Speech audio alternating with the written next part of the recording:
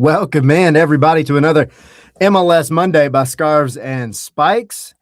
And what might end up being probably some of the biggest news to hit Major League Soccer since Lionel Messi possibly It's the came. calendar change, I feel like. We have a big bunch of news to talk about today. Obviously, got games to talk about, but Sydney, there is going to be a new sheriff in town up in New York at MLS headquarters. A new sheriff in town. Yeah, why not? Yeah, we'll write Gotta lay down the law somewhere. A new boss, a new superior officer, a new head of league operate. I don't know. I'm just new going blood, new blood, new atmosphere. Yeah, we gotta lead off with this, Tyler, because it's the big news of the day, as you alluded to. Larry Berg, I almost said Larry Bird. I know, right? Larry Bird. Every time I see it, I'm like, oh man.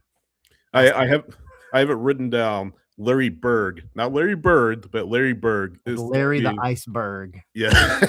Hey, you heard it here first. Yeah. But no, he is going to be the next commissioner of MLS, Tyler, voted in today by the league owners, or the league governors, I should say. Currently, LAFC co-owner, and I want to touch on this first, Tyler, because I know it might be a point of contention for a lot of people. He is going to sell off that bit of LAFC that he owns, so there's no conflict of interest. As to divest his exactly. But former senior partner at Apollo Global Management, Atlanta tie that he has, by the way, Tyler, one of the founders, or the founding partners, I should say, of Apollo Global Management is Tony Ressler, majority owner of the Atlanta Hawks. So a little Atlanta tie to Larry Berg. So he was a senior partner there. And currently he's a senior partner at 26 North investment firm, but he was a co-finalist for the job with David Nathanson, former Fox Sports COO, operations manager, and all of that, helped start FS1 and FS2. So that was who he was going against. And we don't know the vote, Tyler. We don't know what the breakdown is, but Larry Berg is going to be the next commissioner of MLS. He will take over in January 2027 as Don Garber transitions to a chairman role of MLS before fully stepping away from the league. Yeah. So I think here's the thing with that. I know this search has been running for quite some time. Like Don Garber, he announced that he was going to be stepping down months ago. Yeah. And it ties in a little bit, and we won't make it entirely about this, but it ties a little bit into how MLS takes advantage of the post-World Cup kind of hype. And we've mentioned, I wish Major League Soccer had done a little more during the World Cup to expound upon the interest, but that's right. Water under the bridge. It is what it is. But here's a guy who he has been in charge of in some way, shape, or form, and he's an owner, he's an investor, right? Sure. Of one of the perennially good clubs since they came into the league in Los Angeles Football Club. So, and that's not to mention the other entire massive pedigree he has. He's had ownership in, I think it's Roma and Swansea. Yeah.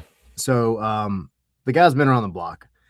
And I have a question for you, but I'll hit this one first. What should be his number one priority as he steps in January? Yeah, I was going to ask you because I was just sort of thinking about it, and him being an owner, I feel like, and this is just theorizing, I feel like there may be a little discontent among the Players Association, and that, hey, this guy's going to look out for owners and not so much players. You can do both. You can look out for the owners. You can look out for the players as well. But I would love to see what the dynamic is between the MLSPA and Larry Berg, considering his background, considering the ownership stake, majority ownership stake that he had in LAFC, and his relationship with the other owners across the MLS, or not. I said the MLS, across MLS. I don't want to say the MLS, but dollar in the jar. But his relationship with the owners, what does that mean for the Players Association, and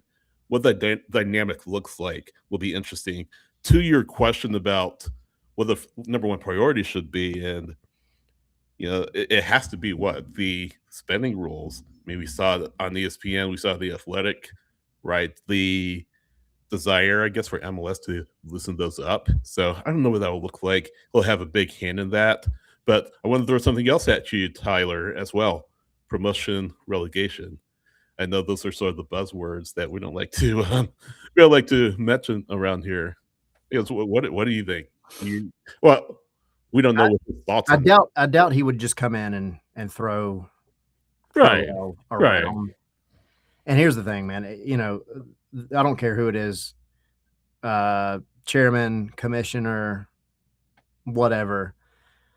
There's so many variables that have to go into the conversation around promotion and relegation because yeah, this is not a league. It's not a traditional league, right? This is a league that had to be built, and it's franchises that are built, right? This is not just your random club that started on the river 100 years ago, yeah, and it built its way up, and there's a legit pyramid. Like these are owners that spent a ton of money to get into this league in the first place. So you have to convince them that right, you know th- they could be in a position where they're gonna have their team get pushed down to whatever the next tier, whether it's USL of some sort, whatever.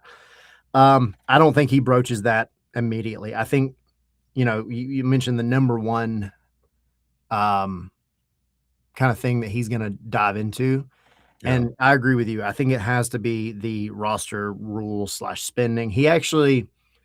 Um, he is the co-chair of the committee in Major yeah, League Soccer for yeah, roster rules and the competition format and everything else. So like yeah. he's already kind of in that lane, which is good. Um, I imagine as a quick, easy win, But um, a morale booster for our fans and probably for the Players Association and everybody else. Like that's the most common sense thing that you could step in and do to make people like you a little bit. but you got to do it the right way, though. You You have to can't do it the just right do it way. for I the mean, sake of doing it. the timing is perfect because you can work with the Players Association with the CBA that's going to be coming up.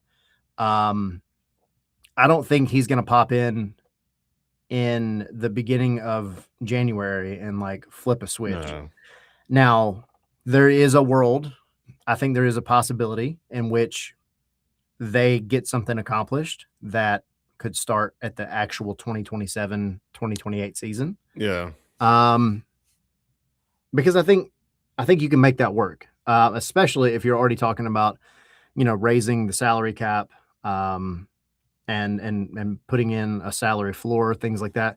So those are the common sense things. so that's probably going to be Garber's final act as MLS commissioner, right? Is to look at those spending rules and say, hey, you're just talking about 27, 28. That's going to be a pivotal year because it's the first year, of course, where we'll have the split calendar. That'll be a perfect opportunity for MLS to roll that out. That being said, the vote for that will take place before MLS owners want the vote to be in place before he takes over on Jan 1. So what that looks like, he'll have a hand in it, of course, like you said, as the as someone who sits on the competition touring committee, he'll have a hand in that. Um, Something else to talk about, and Harry mentioning it in the chat, is the TV deal. That deal is ending in a few years.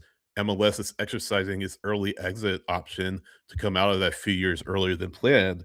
What do they look at to expand the reach of the league from a, I guess, broadcasting standpoint?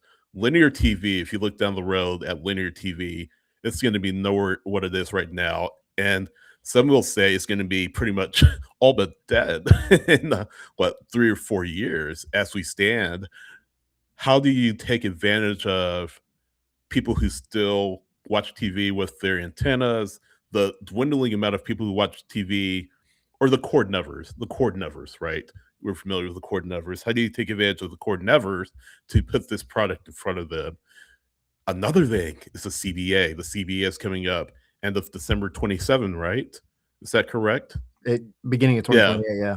Yeah. So we have that to deal with as well. And I feel like if you look at sort of the order of operations or the order that he'll take a look at, and we have some breaking news we'll get to just a little bit here. We'll hit on that in a minute. Let's Yeah, but the order is, I'll have to say, spending rules, and then below that the CBA, and then the media deal. So that's how I see it. I think so. I mean, the salary thing, that's an easy one. Like I said, that's super simple. I say simple. You got a lot of logistics to figure out, but like that's one that you should go into, like primarily, because it's the win that you can dive into immediately, and people already want it. It's universally kind of like the thing that MLS fans, I think, agree on for the most part. Yeah, you know, so you can make that happen. I think you have to look at the TV deal, like Harry said. That's a big deal. I know for sure that amongst the league owners, like the you know, the blanks of the world, and these guys, finding a proper TV deal is a huge priority for them. And so I don't know what that looks like. I'm not, you know, as kind of in tune with like the NFL TV deals as like, you know, you and Tommy are always on it. Like, I just know that I want to be able to turn on my TV and watch Major League Soccer. And that's why I loved, from my aspect of it, the Apple TV deal, because it made it to where I don't have to fiddle around and try to find what channel things are going to be. I love that aspect of it. Right. But yes, we knew this. We talked about it a million times going into it. Like, it does take casual eyes off the league entirely. Yeah. So you got to find something, but whatever it is, I would hope that you can find a place for it to where it's much easier to get games out onto actual like cable TV, but cable's dying though. But you have to have a home for everything. Like this Apple, you know, and throwing games on Fox every once in a while and things like that. That's not good enough. That's not enough exposure. It's like, especially when you have the quality of the broadcast for like Fox, it's just not to the same level. You know, I mean, you're not even broadcasting in person. It's got to be in one place, but it's got to be in a way that people who are paying for like those TV channels can still get them as well. But you also have a place to just go stream it. That's what I would like to see. So yeah, and who knows? And I'll probably just leave it at this. Who knows? Maybe 5 years from now, it will be that entire league is on a streaming service. I don't know. It's just the state of where things are with linear TV is going to be much different in 5 years.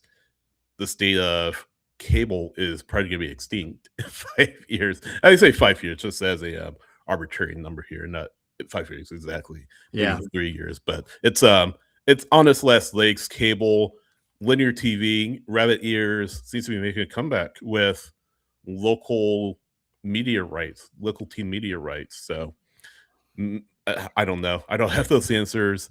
I guess Larry Berg's job, not Larry Bird. Larry Berg's. I don't know if Larry Bird is an MLS fan. I don't know that. Yoltz is asking, does a world exist where we can have both, like in terms of cable and streaming? Like, there is. It's just going to require some finagling of exactly how to not screw one side or the other, right? Like, you don't want to screw the people who are paying for your app to stream it by giving it to everybody else just to be able to watch, like you know, some games.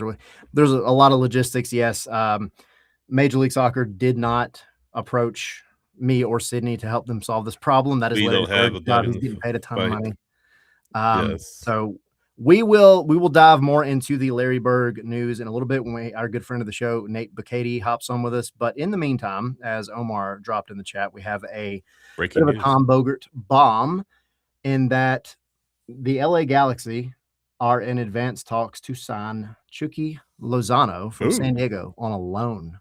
On loan from San Diego. Says not done, but is trending well. Likely DP, but San Diego holds some salary. And San Diego gave permission for Galaxy to negotiate with Chucky.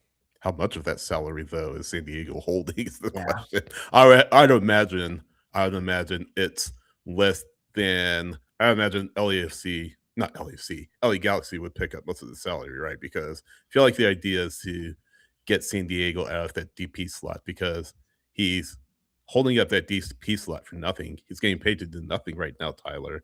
So I'd Literally. imagine, yeah, literally, not figuratively. Latte lot. But I would At imagine least he was LA, trying. yeah.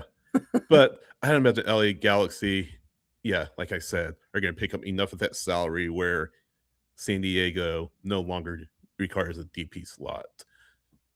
This is interesting because we know the relationship frayed between him and Mikey Varas. We know that the LA Galaxy are struggling to remain relevant, really, because this is a charter club, a club that's always had big ambitions, but has kind of been passed by the LAFCs of the world, the Inter Miamis of the world, and Vancouver, what have you. You're currently 12th in the playoff table. Um, you had Gabriel Peck is no longer with the club at this time. You have who else? Paintsel is Paintsel. If he's still there, Paintsel hasn't done anything really. You've got a roster Right? that's massively in transition right now. Yeah. And I see Harry's comment here too. This is my thing. He said, I don't understand what's the angle from the Galaxy because he's a troublemaker. And it's not like the Galaxy's one winger short of winning something. That's what I was just saying. Like you have a situation where, yeah, you thanks to the we don't know the details sitting here, the two of us, but Just like we don't know the details of Bruce Arena a few years right. ago. What another long-term mystery that we'll never solve. But Yeah. your DPs right now are John Klaus, who has 5 goals in 8 matches, and he's been dealing with injury. Paint Soul has 4 goals in 15 matches, 4 and 2 in 15 matches, nowhere near good enough for a designated player. You had again Gabriel Peck, who has been transferred to Cruzeiro, back home to Brazil. And immediately injured. Yeah, yeah. And then you have Ricky Pooch, who can't stay out of the IR, can't stay healthy, just incident after incident. Like you said, these are underperforming players, and the players that are there, or the players that have been there and that have been performing, are either gone or have dropped off. Did you know? Did you know that this team still has Marco Royce on this roster? It's wild, isn't it? Yeah. Well, he has 4 goals, 6 assists. So up and down. Yeah. But came in. That's another example of like somebody that came in and just kind of took a minute to get started and then kind of got going and then has kind of just fallen off the face of the earth, it feels like again. Do you think this is a good idea for the Galaxy? Just no. You don't. Why not? Just because there's this trouble in San Diego or yeah, I think the trouble is one thing, and again, we don't know. We can't point to like specifics of like, I mean, did he just is he just a headstrong individual that made some comments that people in charge didn't like, or is he like actively like poking voodoo dolls in the locker room? Like what's his issue? But beyond that, I think if you're San Diego for their part of it, like you do what you can to get rid of him because clearly that's not going to work. But from the other side, I'm like, you're in the summer transfer window now, and you have the world that you can look at. It's not like this is a wild MLS winter window where it's like everybody else is in the middle of their season. You have the whole world more or less to look at right now. So why a player who hasn't played in months, who isn't playing because of some trouble, why are you going to bet on him? Yeah. It just doesn't really make a lot of sense from the Galaxy side. But I mean, for San Diego, it's like, hey, dude, I can't blame you. You might be pulling a fast one, but I'm here for it. I'll throw out a post my good friend Edgar from News Across the Galaxy just put up on X. He said, let me be perfectly clear. LA Galaxy getting Chico Lozano is like, quote, oh, I have a headache. I know what will fix that root canal with no anesthesia. So his feelings on Chucky Lozano to the Galaxy are perfectly clear. But yeah, I don't know. I feel like you could do better. I feel like this is a way for the club to sort of save face in a way.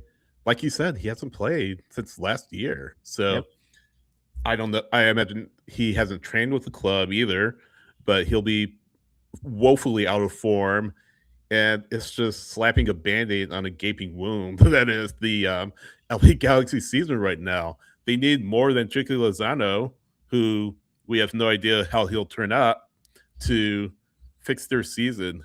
Look at the other players up and down the roster. They need performances out of them. Like John Klaus, you need more from him. You need him to be healthy. Paintsel, you need him to live up further to the DP contract. Pooch, unfortunately, we talked about his injury history. He can't do much at this point, but yeah, you need more from this entire roster, and it's going to take more than, again, Chucky Lozano to fix this team and get it going to the right direction. Yeah, for sure. I think if you're a woeful optimist, you have to, if you're an LA Galaxy fan, you're just hoping to get the good version of him. But we'll see. I'm sure by next MLS Monday, we'll have a lot more details on this. But I don't know. It's an interesting one and impeccable timing by Tom. By the way, thank you. Drop that in for us. I guess on the transfer situation, yeah, because we can jump into the key matches, but we can do that kind of around Nate getting here. Yeah. Let's do the other big one. Lucas Herrington. Yeah. To Hull City, $22.8 million, which would be the second highest transfer fee for an MLS player behind Miguel Almiron from Atlanta to Newcastle in 2019. That was $26 million. And then Thiago Almada to Botafogo, also from Atlanta, in 2024 for $22 million, which Atlanta still hasn't received a dime for. So, but good for him. Yeah. And give me that bag. That's insane, you know? I'm trying to look up, Tyler. I should have done this before the show. The highest outgoing transfer fee for a Colorado Rapids player in its That's history. A good question. That's like a Friday night trivia type situation. I'm going to look much. No, I'm going to look that up. While you do, I'll throw this out there because we put it in the notes. He's 18, 19 in September. Has a half season, obviously, here, 6 appearances of the World Cup. And, was pretty spot on. He had a missed penalty against Egypt. Yeah. Whatever. Good. It happened. That's on the list of things that you could rate him on. That's at the bottom of the list. He looked remarkably poised from the bit of Australia I saw at the World Cup. And by the way, he would be the most expensive Australian transfer of all time, if my light research is correct. But Tyler, I have the highest outgoing transfer for a Colorado Rapids player. Are you ready? So I want you to guess. How much is it? $6 million. You're really close. Really? Yeah. So it's 7.8 million for not Paxton Harrison. 7.8 million for Jordan Mihalovic. Okay. It was the Cashford trade that sent him to TFC. In fact, that's crazy. That is the highest transfer fee for a Colorado Rapids player. Cole Bassett, 2.25 million euros. I'm looking at Transfer Market, so I'm having to do this calculation on Google as I do. About 2.5 million cash for trade to Portland. As far as an outgoing out of the league transfer, 850,000 euro, which is what? That's about $1 million. About $1 million. About $1 million for Chido Waziem from the Rapids to Nantes in Ligue 1. And that was not that long ago, in fact. That was, I believe, right before this season. Yeah. Or no. Yeah, right before this season. But you can see, or the point is, the Rapids are not used to big money transfers like this. This is their highest ever transfer period. It's good to see. Yeah. It's good to see because you're already seeing some teams that traditionally are not big movers, both inbound and outbound, but they're making moves or trying to make moves. And for his part, he's going to a team that's in the Premier League. Mm-hmm. That's a big deal, you know. Now Hull City has their issues. bit of a Yeah. boomerang team, but like, who cares, dude? You're going to the Premier League. Yeah. I don't know. I'm happy for him. Again, you know, I'll go back to that same conversation we've had for the past couple of weeks. I would Mhm. love to see talent choose to stay in MLS for a little bit longer. But if you're the Rapids and anybody comes to you with a $22 million offer, You take it. or yeah, like you got to take that for sure. So good for Lucas. So that's one. And we talk about teams that traditionally aren't moving. What you got? Real quick, Hull City is still in the championship. They did not get promoted. Am I tripping, Listen, dude? no. Oh, hold on. I may be tripping. No, they're in the Premier League. Okay, I was Yeah, like, they're in the playoff. whoa. They won the playoff. I'm sorry. They won the Okay, playoff. I was looking at something wrong. They are in the Premier League. scared me. I was like, oh my Yeah. god. Go ahead with the other one. So the other one is Sporting Kansas City reached a verbal agreement with Olympiacos over in Greece for Andre Luiz. This is also from Tom. This one is 18 million plus add-ons. He had 7 goals, 7 assists across all competitions with Olympiacos, and by far would be SKC's most expensive transfer. The prior record would be Alan Pulido at around 10 million. Mhm. So for all the stuff that has been said about SKC and where they stand, you know, they did go through an ownership change slash it wasn't a change, but you had Transition. the guys in charge kind of like they're still in charge, but you have a bigger investor taking on more of the financial aspect of it. And that was just at the beginning of the year. That was at the beginning of 2026. It actually went into effect at the end of 2025. But since then, you've seen some, I think, more internal changes. SKC is playing terribly, Yeah. but it came out after the fact that I mean, and we'll get Nate on here. We can ask him about it, but they they were operating essentially without a scouting department and everything else. So Yeah. the fact that they're just rumors associated with SKC spending that much money, I think that's a good sign.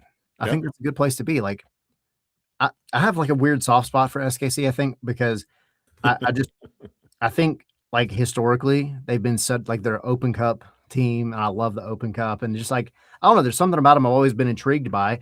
I thought moving on from Peter Vermees a while back was the right move, but they Mhm. had to do a lot more than just change coaches, and so this is a good step in the right direction. That's another charter club in MLS. Yeah, That's kinda fallen on hard times, sort of like the Galaxy.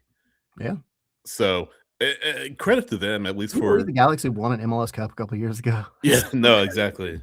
Exactly, but, credit to the Kansas City ownership for taking a swing, man. I mean, yes, they've fallen on hard times, but with this new ownership transition, they are at least trying to get better for what it's worth, and we'll see if this acquisition of Andre Luiz turns out because this is a lot of money. This, like we just mentioned, is their highest incoming transfer fee for a player. But this new controlling owner, Peter Maluk, is from Egypt, and he, there's a connection, of course, between Sporting Kansas City and Mo Salah. So there's a lot of talks. Perhaps maybe Salah would be at least somewhat interested in joining Peter Maluk, his countryman in the Midwest. They were connected to Cristiano Ronaldo, which is still wild to think about. Yeah, Ronaldo walking around the Power Light District in Kansas City or Arrowhead Stadium with his boy Mahomes, yeah, also part of the ownership team at Sporting. Um, at least they're going for it, and this doesn't guarantee them anything. But traditionally, as we just mentioned with Bolito being $10 million incoming transfer fee, traditionally this has not been a club that spent really a whole lot. So maybe with these new potential spending rules changing in 2026, 27 and beyond, maybe this will encourage teams to spend a little more money or spend equally. We talked about it last week, so we won't get into it again, but maybe this is sort of the start of that sort of spirit in Kansas City. Homer saying Salah is almost fully confirmed to Trabzonspor in Turkey. So the dream off the table for Sporting Kansas City. Always a long shot. Always a long shot for him to. They agreed to give Mo Salah a certain amount, a certain percentage of jersey sales was the last that I saw about that. So, but it's not done. Fair. It's not a done deal yet either. I mean, that was always going to be a tough thing for SKC. Anybody to pull off. But SKC had the discovery rights, because it seems like they have the discovery rights on everybody. But I think it's swinging for the fences, and I like that. And also, he's a dynamic player, Luis is, and he's a guy that I think it would go really well with Joveljic. I think that gives you a little bit of a true threat that you really haven't had in SKC for a long, long time. So, I was going to ask you, how do you think he'll do, just real quickly? It sounds like you're pretty high on what he's going to be able to do. Yeah, I mean, I think in a bubble, he wouldn't be able to do much, but it's just like Joveljic. Joveljic is talented. Yeah. But, I mean, he doesn't really have anybody around him that's been able to give him what he needs. And you can't be a one-trick pony in Major League Soccer. You've got to have, a partnership, a pairing, a trio, something that's going to give you more well-rounded play. And so I think, but like I said, I think he would definitely complement Joveljic very well, just in their play styles. I was taking a peek at some of the highlights earlier. So we'll see. But again, for SKC, swinging in the right direction for sure. It'd be nice to talk to somebody who knows Sporting Kansas City really well. I know. Maybe someone has called their games in the past. Back to back, by the way. Our good friend, Nate Bukaty. How are you? Nate? I just assumed you guys brought me back for my rapping skills, Yeah, I was going to say you wanted to do another freestyle. Yeah. Or lack thereof. What's up, fellas? How you guys doing? Good. Good to talk to you again. Yeah, I mean, you were just here. That's right. I didn't bring you guys luck. I thought I did for a while there. Yeah, you're right. But, a pretty boring game on Saturday in Philly. Man. I'll tell you this much, and I actually mean this sincerely. To me, it is one of the best things about this league is people can say what they want about the competitive balance aspect of it, but you looked at that game on paper, and if you don't follow this league, you would think, well, that game's a stinker. Yeah. But if you know this league, you knew going into it, it might be the best game of the night. Every game has story, and not just because it was a crazy game, but because there's storylines, there's things worth watching. There are players worth paying attention to on teams that are even in the wooden spoon race, and compelling stories. And I mean, that game was off the rails, obviously. I mean, it was crazy, but I'm not saying I expected that. No, but I thought it was going to be a really interesting game, and it was even more than I thought. It was funny. We kind of talked about it with that one. It had the potential to be like a 1-0 type situation, or the complete opposite. And of course, it turned out to be the complete opposite. It was two teams that desperately needed a win, or to keep winning in Philly's case, to find something, to make something happen. And I think for Philly, it's, we're trying to take the Atlanta United hat off. This is the MLS Monday show. Right. Like, from a Philly perspective, that is a potential like season-changing run of games when you've come off the World Cup and you've won matches, and then you have one where you probably shouldn't have been in that position in the first place, but you still pulled it off. That's huge. Yeah, it's interesting because talking to a lot of my peers and some who've been around Philadelphia more than I have, it's a little bit of a litmus test, or whatever, like a Rorschach chart, where everybody has a different take on what we really make of Philadelphia's run to open up this second half of the season, where they've won 3 in a row. I mean, on the one hand, you can say, well, the schedule's favored them, and if you want to be a pessimist, you could say they were playing the last place team, had a man advantage for the vast majority of the game, and yet trailed the vast majority of the game. So there's maybe problems there, or maybe it's not as rosy as you think. And I've heard those arguments from some, but I think there's a belief in the team now. There's a sense of energy and enthusiasm. They've got young players that are almost naive to the point of in a positive way. And with the new coach who's known them all since they were little kids, and seems to have a real spark to him. They are playing with almost like a new freedom. And one thing I was thinking about, I was actually talking to my buddy Chris Whittingham about this. I think this game was also a little bit of an argument for those who defend the lack of pro rel. If that's a game of two teams that are in a relegation fight, it might have been one of those 0-0 type games that you're talking about, where two teams are scared of losing and feeling like they got to get a point somehow, some way. But in this league, it's like you got nothing to lose and everything to gain, so go for it. And two teams went for it, and I think that's a lot more compelling of a game. So it was kind of an interesting argument there. But yeah, I think there's certainly got to be questions asked of Philadelphia that they gave up 2 goals with a man advantage. Mhm. Now, I will say the first one was a kind of a bizarre goal, although Almiron showed that burst that he hasn't necessarily shown. And so you maybe have to ask the questions about that back line for Philadelphia in that regard. The young Neil Pierre is a star because he scored a couple goals, and I think for the most part he's been pretty good defensively too. But they could have done better there. Muyumba, what a finish. I mean, maybe you could say he shouldn't have that kind of space to pick up his head. But I mean, it's an incredible finish. And I think, I don't know about you guys, I think Kevin Sullivan, he didn't have a goal or an assist in the game. I still thought he was the guy that stood out the most through the course of the game. Every time he touches the ball, you feel like he's going to do something. And it's not just that he's creative and dynamic with the ball. He certainly comes alive with the ball, but he loses the ball and he immediately goes into a tackle and wins it back. He's I guess I could say it on a podcast, right? The kind of guy my dad used to say he's full of piss and vinegar. Yeah. He's out there up for a fight. His ability to stop and start and change directions, like to get to the byline and you think he's going to whip it across and then he stops on the ball and cuts it back. He puts balls in with venom. He had a couple. I thought Hoyos made 2 really good saves on him. Quinn Sullivan, I think, is a really, really good MLS player who could be ticketed for Europe someday as well.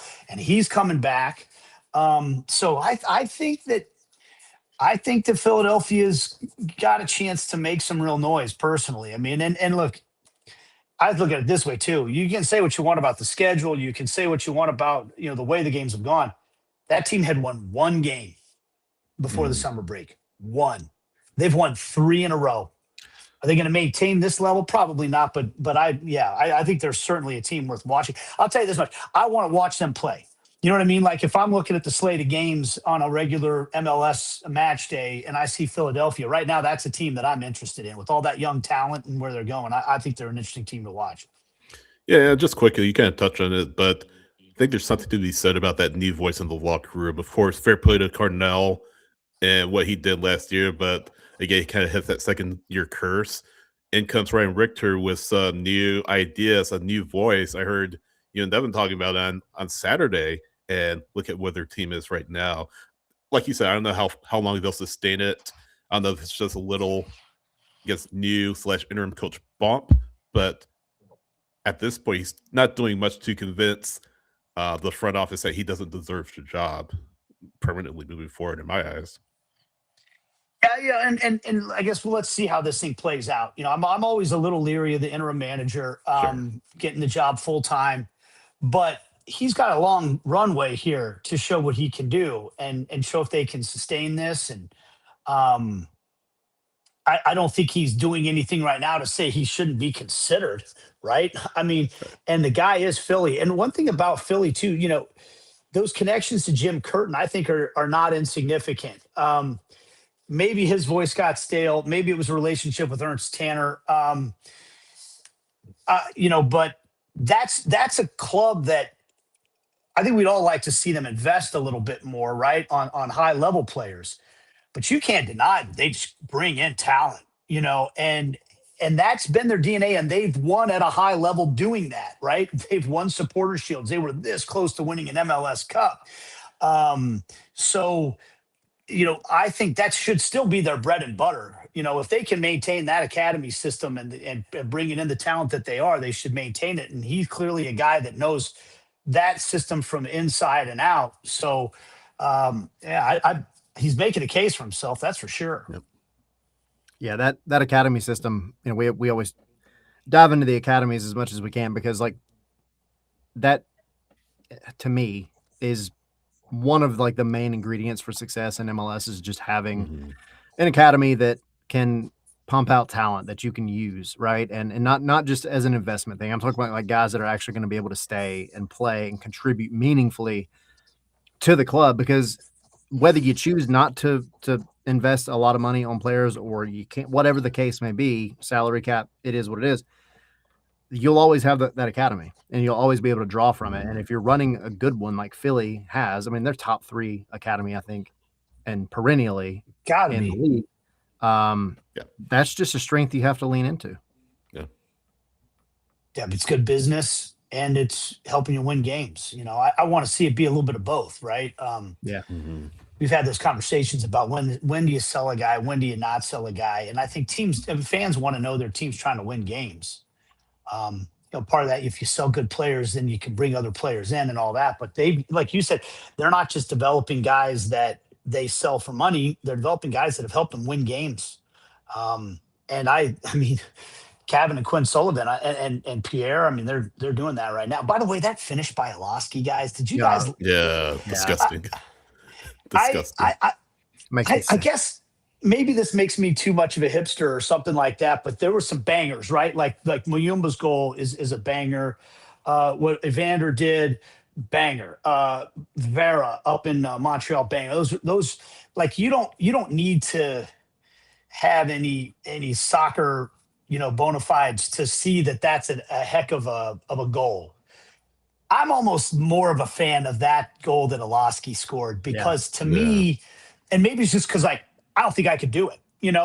Like in terms of even playing at an old league level, to have that. I mean, remember that ball came in from Wagner, it got deflected, and it took a bounce to react to. It's one thing, but to have like the mental presence to see that and go, this is how I'm gonna score.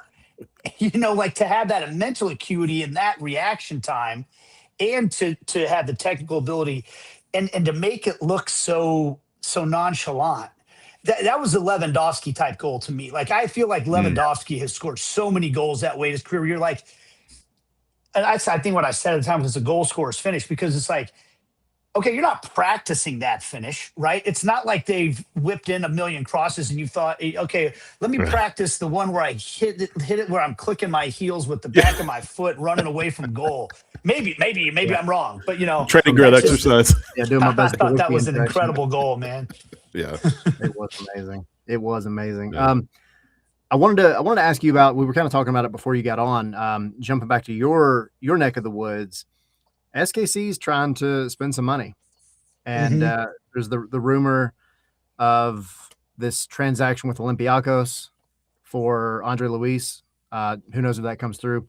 Not asking you to give us like a deep dive on Andre Luiz, but like just in general with SKC, under this kind of not new ownership, but changed ownership. What are you kind of seeing from them? Yeah, I mean, I think that's where it's got to start is the new owner, the new principal owner, Cliff Illig, who has been the controlling owner to this point. And by the way, still on the board of governors, was in the meeting today when they elected a new commissioner, is still heavily involved in the team. He's only worth reportedly a couple of billion. Yeah. Especially, I love that phrase. That's it. Bit of money. But I'll take half of it. Yeah. Right. Yeah. Isn't that charitable of you? Yeah. But the new owner is worth exponentially more than that, according to the reports, and wants to spend and wants to raise the level of investment. And by all accounts, it's and this is something we're talking about, very relevant too, with the new commissioner and the reports of the new angle towards the new salary structure and all of that. The investment level must keep going up, right, in the league. And so if you're a market like Kansas City, you need an owner with deep pockets that can afford to play in that end of the pool. And that's number one. But as you and I talked, Tyler, last week, we also know Atlanta is the perfect, what are they, the third highest payroll in the league right now, I think I read. Yeah. perfect analogy or perfect example that just because you spend doesn't guarantee you're going to win or that the results will follow. So, so far, what Sporting has looked like is an accumulation of pieces that haven't come together. Now, maybe that's because they don't have all the pieces yet, right? Maybe you get Andre Luiz in, and he's an interesting one because this, the other name we all know, Mo Salah, was thrown out there. They tried there. Well, you know what Mo Salah is. I mean, you know that he's one of the greatest goal scorers in Premier League history. You also know he's at the back of his career, so he's in the decline. But I think almost all of us feel pretty confident that as long as he didn't suffer a serious injury or something, he would come into Major League Soccer, and for another year or two, he would be one of the elite, attacking players in the league. This one's a little more speculative, right? He put up some good numbers, but not anything too flashy in Portugal, as I understand it. It hasn't really done much at Olympiacos. So you're basing this on projection. And that's always a little bit of a risky proposition, right? You don't know how he's going to react to this league. You don't know how he's going to react to this team. How's he going to fit in? How's he going to get acclimated? How's he going to handle the travel, the weather? Those are the two big things that every player that comes from Europe wants to talk about.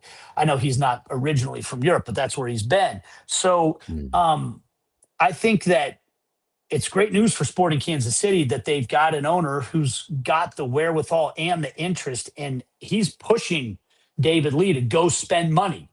Now it's about getting it right.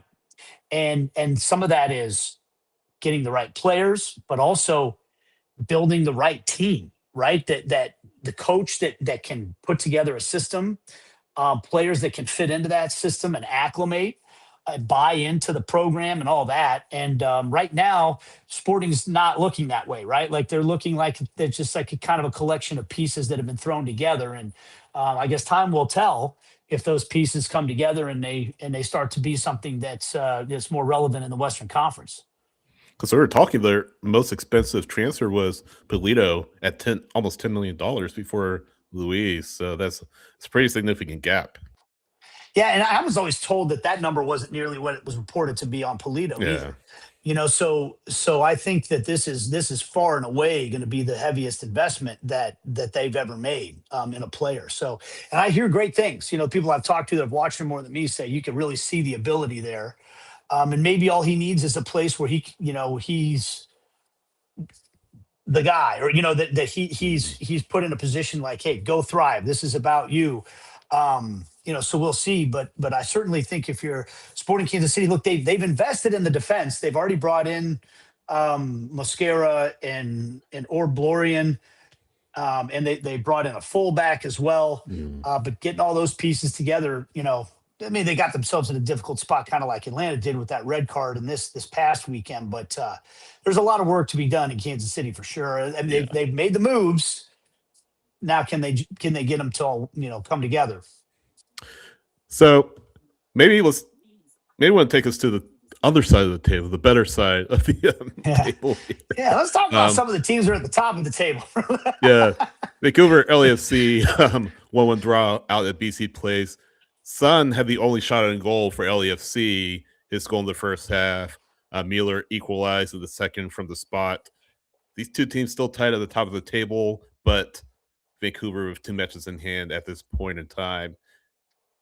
How do you see that playing out? I mean, this is nothing between the two teams right now, even though Vancouver maybe had a little bit of a statistical advantage against LAFC, but both teams walk off the pitch with a point. Where do you see this race playing out between Vancouver and LAFC, top of the East, or top of the West, I should say, and the San Jose, even with their loss to Cincinnati? Are they to be a team to be reckoned with to keep up with those two teams I just mentioned? Yeah, it's a great question. I'm personally, and I'm just speaking personally, very disappointed to see Berhalter going at this time. I don't personally believe that the championship is a step up from Major League Soccer in competition. I've seen enough guys from this league go over there and have success right away. And I've seen enough guys come from that league to MLS and not really be any better than they were in the championship to fully believe that. I'm not disrespecting his decision to want to go. And this gets back to why I wish it had happened sooner, but I'm glad that it is happening, that the calendar is going to flip, because I think this Vancouver team's good enough to win MLS Cup with Sebastian Berhalter on it. And I don't mean any disrespect. Oliver Larraz, came in and played in this game, and he's going to be there with Kubas now. And I think Kubas and Berhalter together might have been the best double pivot in the league. At least you guys tell me who jumps out at you as better. Yeah. It's funny you mentioned that, short list. because I went on a tangent last week about this exact topic about Sebastian Berhalter. Like, from a Major League Soccer standpoint, you don't want to let a guy like that go. Yeah. At all. Now, Yeah. you have to take into account what he wants to do for sure, but 100%. Man, I mean, Yeah. he had such a meteoric rise, and to your point, he was learning from one of the best midfielders to ever play the game, by the way, in Müller. Right. But also had this really good pairing going on, and it's like, man, it feels like terrible timing. That's no more. Yeah. Well, and I guess I'll put it this way. And look, again, this is just me from the outside looking at it. Going back to Kansas, Sporting did this. Colorado Rapids did this with Loic, who they just brought in, Loic Williams, who they brought in from Spain, or Blorian from Sporting Kansas City. Those guys got signed to pre-contracts in March, but the clubs they were with said, you can't have them until our season's over. So they came in the summer transfer window. Or Blorian helped his team in Israel win their Premier League and then left. Sporting had to wait for him. I don't know. Maybe that was an impossibility for Vancouver. There's only so much time left on Berhalter's deal. So, you wouldn't have gotten anything for him. And I'm not the one balancing the checkbooks in Vancouver and all that stuff. So maybe I'm all wet on this. But for me, at the end of the day, you're selling competition. You want him, and we talked about this. I mean, one thing you can't fault Atlanta United for is their lack of ambition. They are ambitious. They are trying to win. They might not get it right every time, but they're trying to win. Doesn't mean they never sell a player. I'm not suggesting that. But when you have a team that's at the top of the table in the West that was this close last year, is that price tag worth? Yeah. Now, maybe they feel like they still can. You know what I mean? Maybe they just like, we've got the answers in house. But I think Berhalter is the kind of guy that is a talismanic figure. I think he's got some of that fight and spirit to him. And in the playoffs last year, he was the guy kind of encouraging the fans on in big moments. And we even saw that with the national team when they looked lifeless against Belgium. I would say if the situation hadn't happened with him, I'd be going Vancouver's my pick in the West. Yep. Now, the West is a really, really interesting race, isn't it? Because look, San Jose with the injury to Chikaris, and I don't remember when he's coming back. I just remember it was a long-term injury. I haven't had San Jose in a while now. That just makes it hard for me to picture them really chasing down LAFC or Vancouver in the short term. And maybe if he comes back and is what he was, because I think he's a special player too. Maybe San Jose can still have something to say about that race. But it's just, I hated seeing that one with Berhalter. That's all. I think the West is pretty wide open now because of it. Yeah. And to your point about the pairing that they had, I mean, off the rip, I don't think there is one that was that good, that was that effective. So yeah, it feels like I don't want to say a missed opportunity, but it just feels like one of those that whatever the reasoning is, it slipped through MLS's fingers. It slipped through Vancouver's fingers. And it's just unfortunate. Yeah. They're trying to win something in Vancouver for the first time in a long time. So, we'll see. We'll see where that heads. I don't know what you guys think of it, but I think there's more power in the East right now. But the high end star power for LAFC is still there. I mean, Son and Mhm. Bawanga are still. I mean, they got to be the best attacking duo, I would think, in the league. I'm trying to think who else I would put up in that category. You know, Mukhtar and Surridge. Yeah. Obviously, I mean, Messi plus anybody. Yeah, you right. know, And now but Griezmann plus anybody Yeah. down the line. yeah, Yeah. yeah, yeah. On that eastern side of the table, I'll throw this out there, and we only got a few more minutes, so I definitely want to hit on the big news of the day as well. But I got to ask you, Robert Lewandowski came in. You know, he had his moments. Lewandowski's going to find the back of the net sooner or later, no matter what. And he did it this past weekend, had a brace. What have you made so far of his transition into Major League Soccer? Yeah, so Devin and I had their game in New York against New York City, and he came in the second half. You know, they were going on a short week Yep. there. Look, I'm a Polish American. I've been a massive Robert Lewandowski fan for since he was at Borussia Dortmund.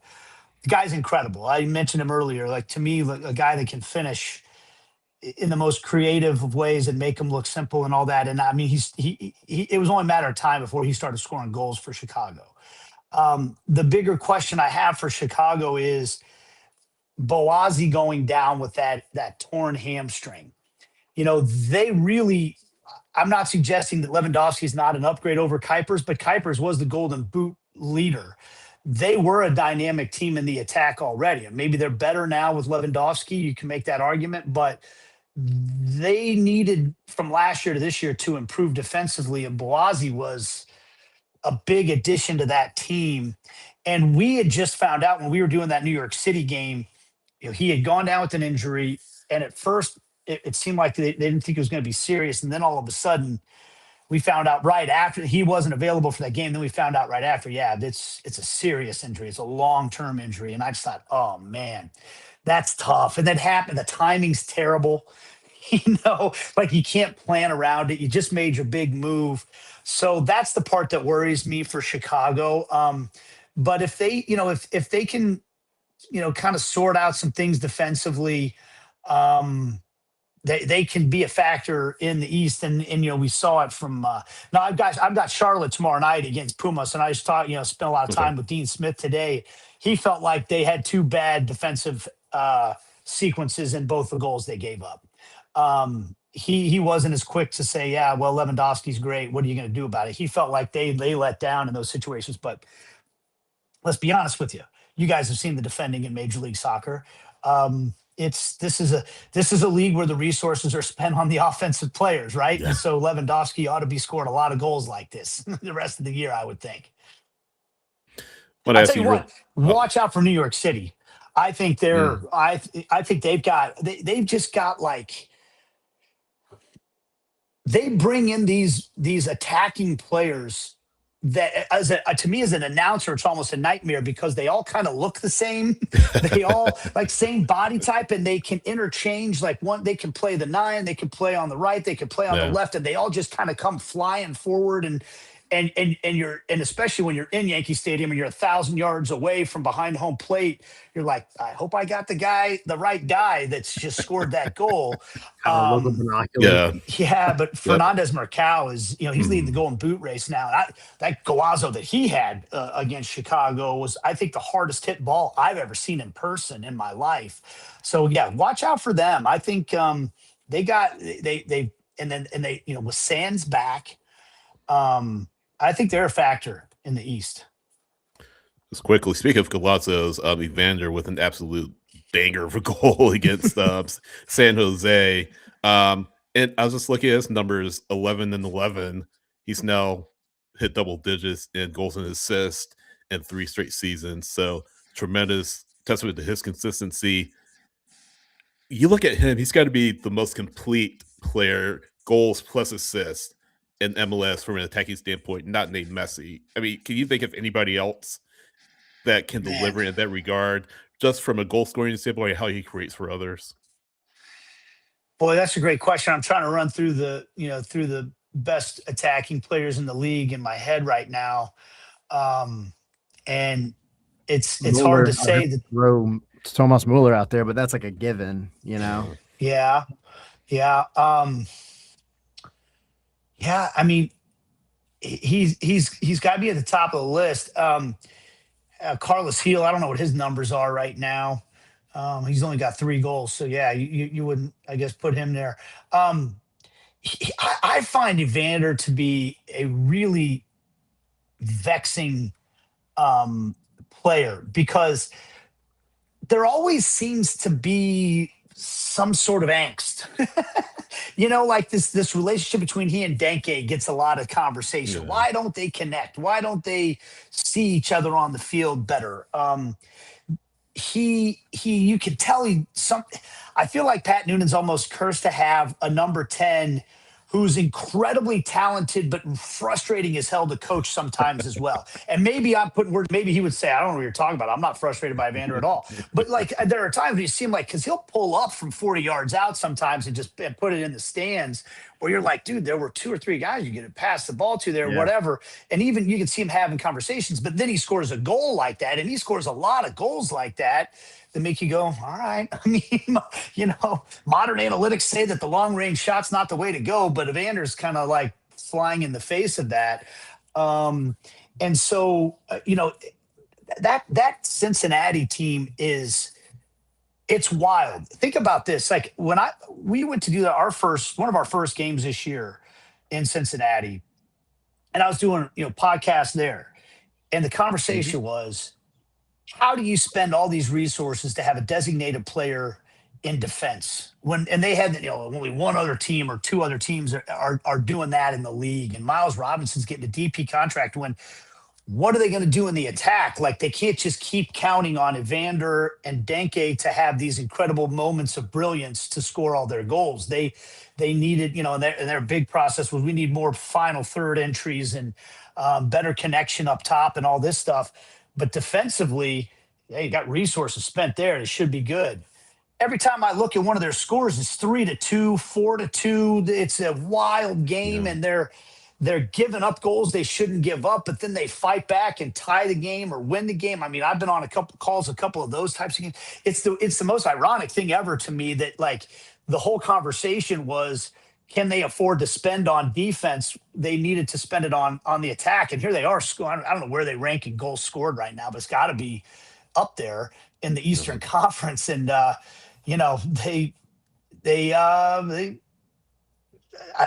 don't know. My only point to that is just, it's like Evander himself. It's like incredibly talented player. I don't know where they would be without him. Yet there always seems to be some sort of like, consternation. Story, something going on with it. Always. We started off the season talking about something similar with him, and it's just like, I'm sure Pat Noonan, and not having ever spoken to Pat Noonan in person, but seeing him in interviews, I feel like he's very much like I don't want drama kind of guy. Right. So I can only imagine. Right. Yeah. Exactly. It's like being a parent, and like whatever habits you were most worried about with your, like you're right. Cause he is such a no nonsense guy. Yep. And I mean, he called it out a couple games ago about the character, after the hell is real, about the character of the team. And he doesn't pull any punches with that stuff. And I'm looking at them, they've scored 45 goals. I think that's eyeballing it, tied with Miami for most goals scored, but they've given up 12 more goals than Miami has this year. So it's just wild, man. So this league, you just don't know what's going to go on. Exactly.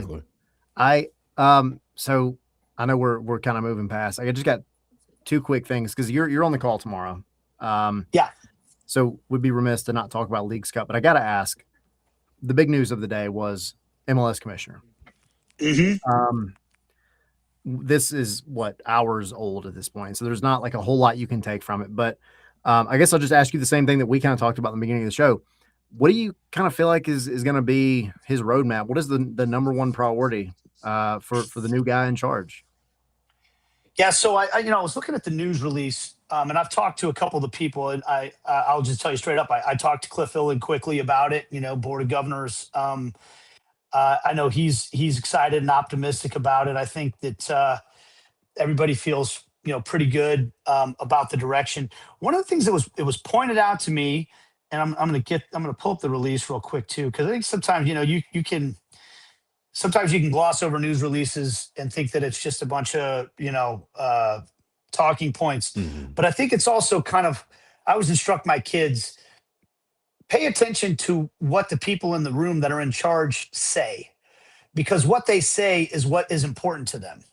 And there was a line here. Let's see if I can find a couple of the things that stood out. And this was mentioned to me as well. Let's see here. It was in the bio of Berg, who is, okay. This is paragraph 3. It says, quote, a lifelong soccer player who played for many years, accomplished sports owner and highly respected private equity investor.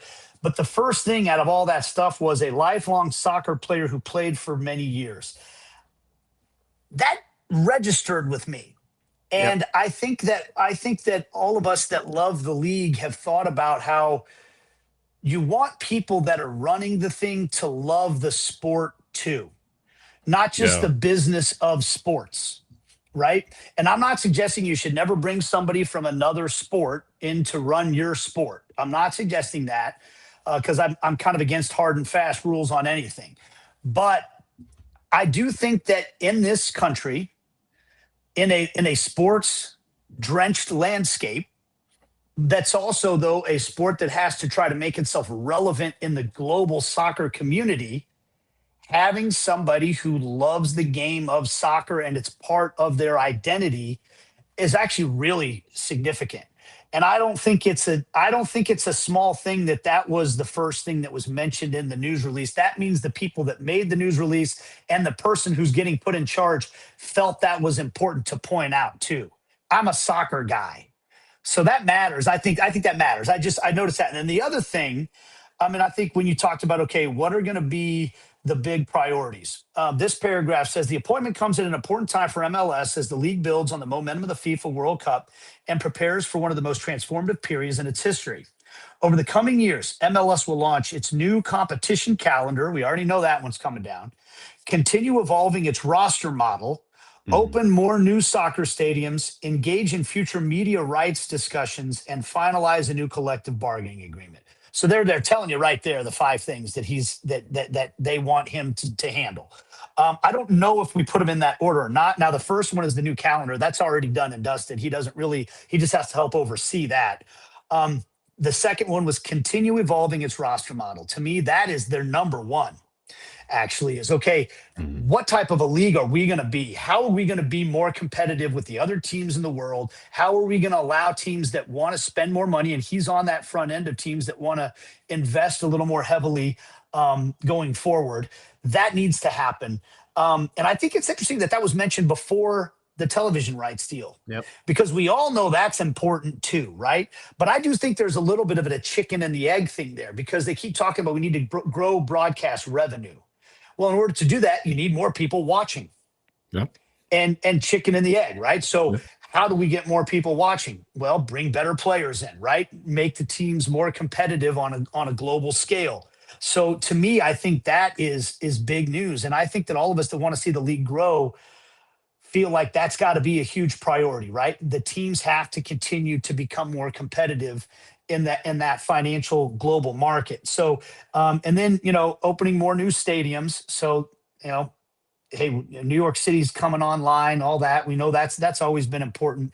And the final thing is that, collective bargaining agreement. So that's always a challenge. That's always going to be something. But I do think it's kind of a different set of scenarios in Major League Soccer, because the players have other options. They can go to other leagues and play.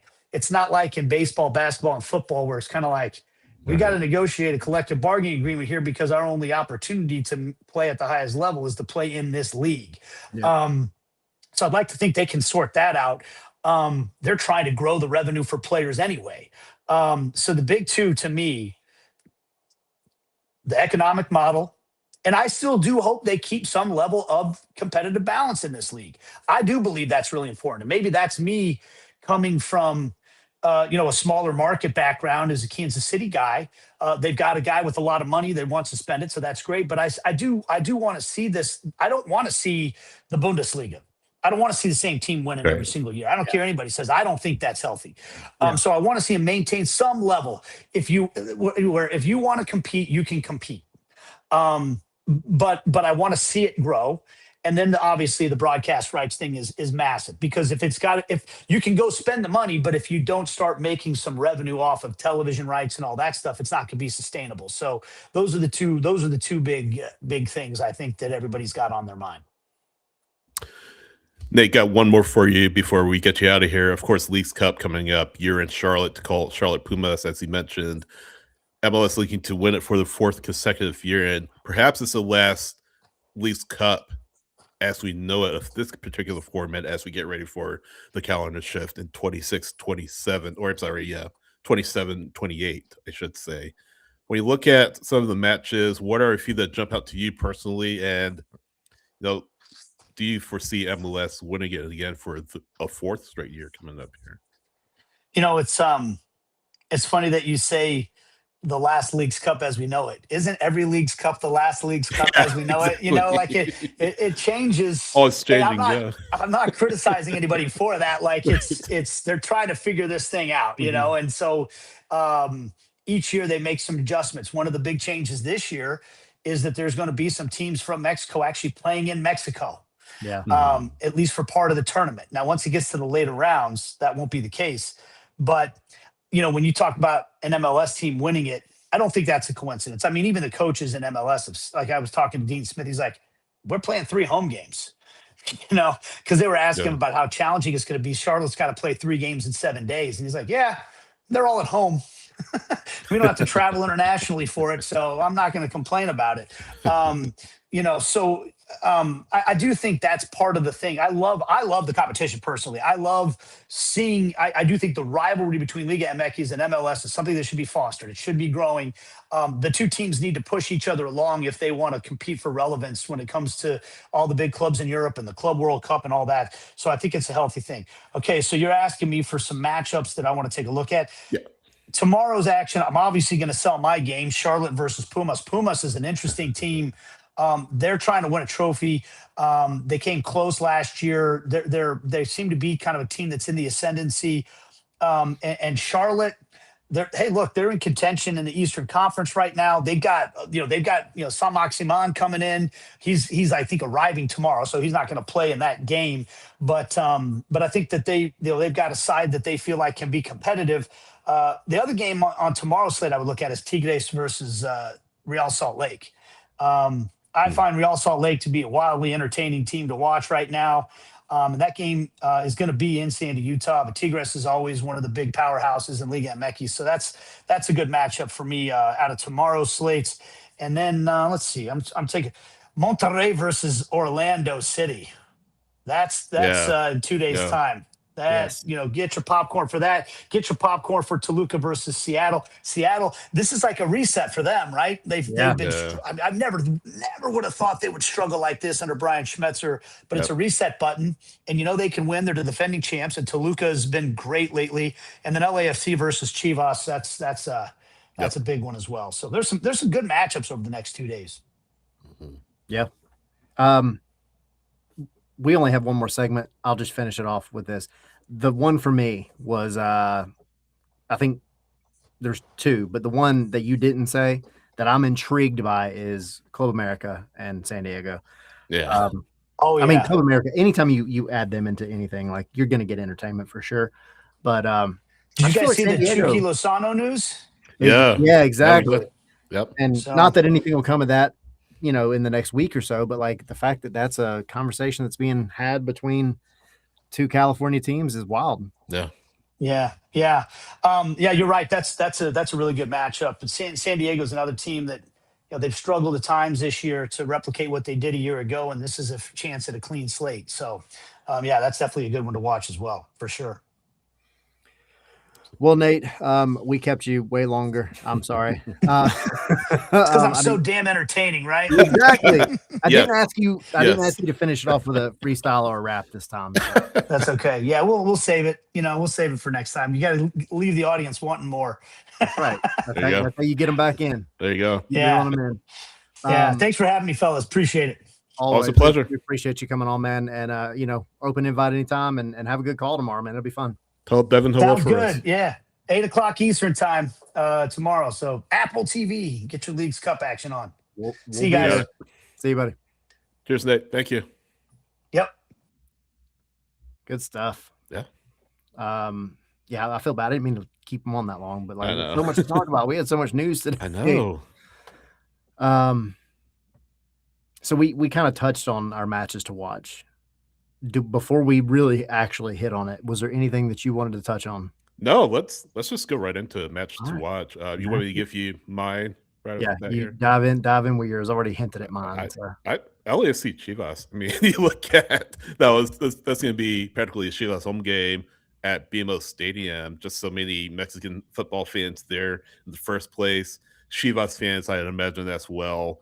LAFC, of course, leading the Western Conference, or among the teams at the top of the Western Conference right now.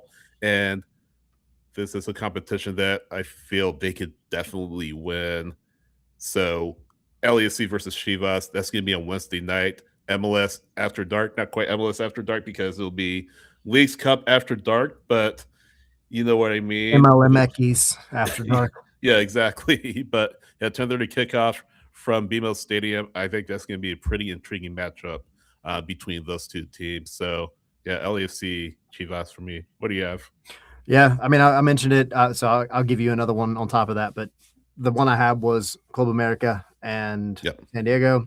I think that one's going to be fun. You've got Club America perennially at the top of the tables in Mexico.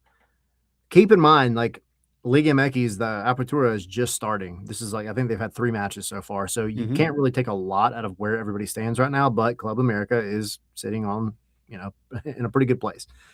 They have a ton of talent. They're playing just in this opening couple of matches, like typical Club America, suffocate you out of the stadium kind of style. Yeah.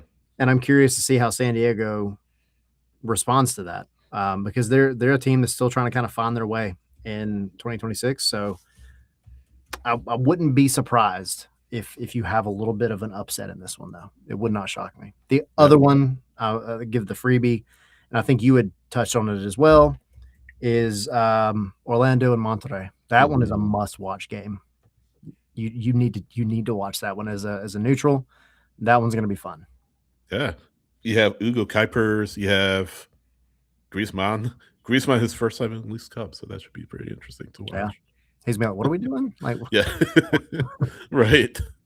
So yeah, that is the matches to watch for this Leagues Cup. We only have one MLS game, and that's on the 8th. Yeah. So not a whole lot going on in regular league play, but we will be back next week. We'll be talking about Leagues Cup. We'll still be getting y'all ready for the matches after that. And who knows what other news will pop up between now and then, because it is silly season. Summer transfer window is in full swing, and we've got lots to talk about. So patreon.com/scarves and spikes. Y'all dive in with us. We get you in the Discord. All of our tiers get you in the Discord. Got mailbags. We've got lots of extra content that we put out. So it supports independent soccer coverage at the end of the day. It helps us do what we do. We truly appreciate it. But patreon.com/scarves and spikes, and then scarvesandspikes.com for all of your mainly Atlanta United news, but U.S. soccer is here as well in Georgia, covering that and everything. Where can people find you there? SA Trites on Next, SA Trites on Blue Sky, City Soccer, Instagram, and Threads. What about you? ATL Pilgrim, everywhere. Scarves and Spikes. Sorry, Scarves and Spikes on X, Scars, AndySpikes.com, Blue Sky, City.soccer, Scars, Andy Spikes, Instagram, and Threads. Thanks, everybody. Enjoy Leagues Cup if you can. The lady there won't be in it, but enjoy Leagues Cup, and we'll talk to you next time. Peace.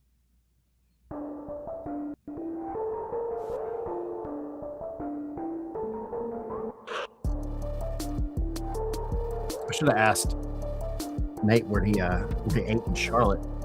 That's a good question. I don't know too many places in Charlotte. They have a really good barbecue place I checked out when I was there. If this is not paid advertising or anything like that. I forget what it's called now. Midwood Smokehouse is what it was called, but they have several locations in the greater Charlotte area. Very good barbecue. So if you're in Charlotte, I would definitely recommend Midwood Smokehouse. I went to the one on, well, it's south of the city, a little bit south of the city, but I recommend really any of them, I assume. But I'm a sucker. terrific barbecue. I'm a sucker for a good barbecue spot, especially. And I don't know what this place is like, but I love a good hole in the wall barbecue. Yeah, It's some of the best food you'll ever eat. yeah. I love, y'all know this if you've listened to us for any amount of time. I love the city of Chattanooga. My whole family loves Chattanooga. And every time we're up there are a couple spots we always go to, but it's one of those cities, and pretty much anywhere in Tennessee is, where you can just drive and you're going to find a really good barbecue restaurant that you've never heard of. Oh, yeah. And you have to stop it. Remember the one you went to, or? So as far as the hole in the wall places, I don't recall names, but I will tell you the one that we always eat at, especially when Atlanta has a Oakwood Cup match or a preseason match, is Edley's Barbecue. Yeah. That place is pretty solid. I'll have to check it out. Yeah, just across the river from the aquarium and all that good stuff. So there's your Chattanooga Tourism Board non-sponsored segment. I think I went to the one in Nashville once, or a couple of times. Yeah. They have a couple of them. Mhm. They have a couple of them. I like Yeah. it. They're pretty good. All right, y'all. I'm gonna go eat now. Yeah, Thank you.